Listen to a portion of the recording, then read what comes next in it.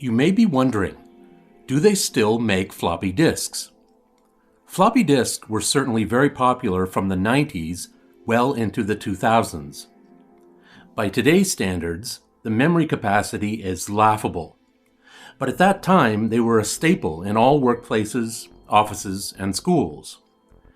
But as USB flash drives became more and more popular, floppy disks swiftly began to fade away. So, do they actually still manufacture floppy disks? Before I answer that question, I'd like to encourage you to subscribe to this channel if you haven't already. We now feature over 300 videos on this channel, and every time someone subscribes, it's greatly appreciated and it really helps my channel grow. Thank you very much. The answer to the question, do they still make floppy disks, is no. Major manufacturers stopped making them in 2011. Despite this, many folks still use them.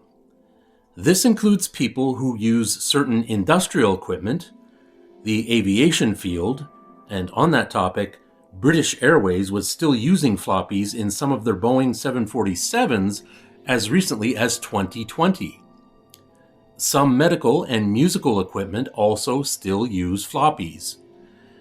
So, because they are no longer manufactured, the existing world supply is dwindling. A while ago, I made a video about a guy in the United States of America who still sells floppies. It's a fascinating story. Also, quite some time ago, I made a video about a device you can use to transfer data from your old floppies to your current laptop. I'll put a link to that at the end of this video. Now, I used many floppies in my university days back in the early 2000s. I recall using them to save essays and other school assignments. They were pretty affordable at the time. Usually I could go to my school bookstore and buy one for about $3. I do see them from time to time in secondhand stores. Now, my question for you, do you still use floppy disks? Thank you for watching. Hope you can join us again next time. Always a pleasure to have you along on this journey back to the days of outdated technology.